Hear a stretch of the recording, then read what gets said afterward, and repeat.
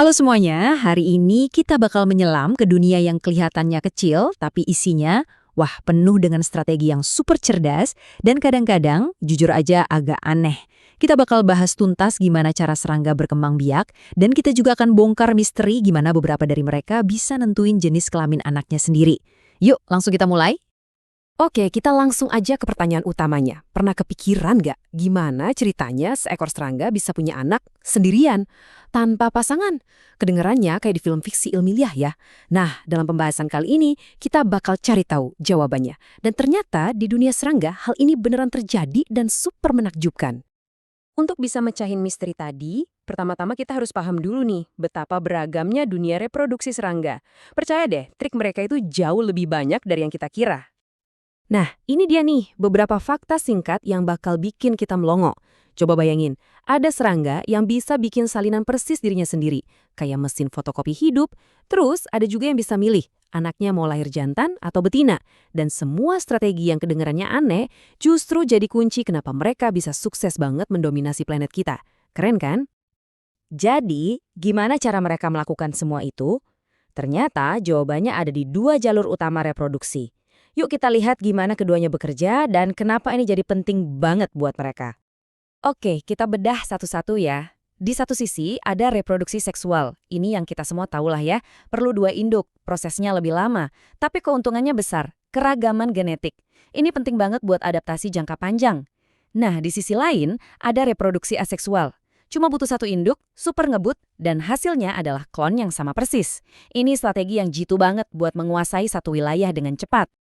Terus mana dong yang lebih unggul? Nah, ini dia jeniusnya. Jawabannya tergantung kondisi. Kalau lingkungannya lagi stabil, makanannya banyak, reproduksi aseksual jadi cara paling efisien buat memenuhi tempat itu. Tapi, begitu lingkungan berubah atau ada penyakit baru, keragaman dari reproduksi seksual jadi semacam asuransi buat bertahan hidup. Fleksibilitas inilah yang bikin mereka jadi tangguh banget. Oke, dasarnya udah dapet nih. Sekarang saatnya kita balik ke misteri utamanya. Gimana caranya seekor ratu lebah bisa seenaknya memutuskan jenis kelamin anaknya? Nah, siap-siap, ini bagian yang paling bikin takjub. Ini dia kata kuncinya, haploidi-ploidi. Mungkin kedengarannya rumit, tapi konsepnya sebenarnya simpel. Ini adalah sistem di mana jenis kelamin itu ditentukan cuma dari satu hal, apakah telurnya dibuahi atau tidak.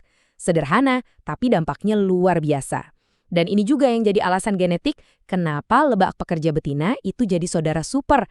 Mereka secara genetik lebih dekat satu sama lain dibanding ke ibunya sendiri. Kedekatan inilah yang mendorong evolusi kerjasama dan pengorbanan diri yang kita lihat di koloni mereka. Prosesnya begini nih, simpel banget sebenarnya. Pertama, ratu lebah itu kawin sekali aja seumur hidup, terus dia nyimpen spermanya di kantong khusus. Kedua, setiap kali dia mau bertelur, dia bikin keputusan penting. Kalau dia ngelepasin sperma buat membuahi telurnya, boom, jadilah betina, calon lebah pekerja atau ratu baru. Tapi, kalau dia milih untuk nggak membuahi telurnya, telur itu tetap berkembang dan jadilah lebah jantan. Dia punya kendali penuh atas demografi koloninya. Kutipan ini, wah bener-bener ngerangkum semuanya dengan sempurna dan bikin kita mikir. Gini ya logikanya, lebah jantan lahir dari telur yang tidak dibuahi, artinya dia nggak punya ayah. Tapi ibunya, sang ratu, lahir dari telur yang dibuahi. Artinya si ratu ini punya ayah. Nah, ayahnya si ratu ini adalah kakek dari lebah jantan tadi. Pusing tapi keren kan? Nah, setelah kita lihat semua strategi keren tadi, gambaran besarnya jadi makin jelas. Semua mekanisme reproduksi yang unik ini bukan cuma sekedar keanehan biologi. Ini adalah kunci utama di balik kesuksesan mereka yang luar biasa di seluruh dunia. Biar kebayang sehebat apa kesuksesan mereka, coba lihat angka ini. 10 kuintillion. Itu nolnya ada 19 loh. Itulah perkiraan jumlah serangga yang hidup di bumi saat ini. Angka yang susah banget dibayangin, jauh melampaui populasi manusia dan semua hewan bertulang belakang lain kalau digabungin. Jadi, ini dia intinya.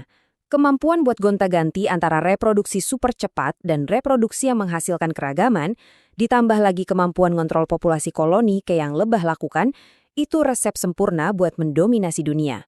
Mereka bisa mengisi hampir setiap sudut lingkungan di planet ini ya berkat fleksibilitas reproduksi mereka. Kita tutup dengan satu pertanyaan ya. Setelah melihat kemampuan mereka buat mengkloning diri, milih jenis kelamin anak, dan beradaptasi dengan cara yang luar biasa, kira-kira pelajaran terbesar apa sih yang bisa kita ambil dari strategi hidup para serangga ini? Ini bukan cuma soal biologi loh, tapi juga soal fleksibilitas, efisiensi, dan cara cerdas buat menghadapi dunia yang terus berubah. Makasih banyak udah nyimak. Jika video ini menambah wawasan kamu, dimohon untuk klik tombol like, komentar, subscribe, dan bunyikan loncengnya. Semoga bermanfaat. Terima kasih.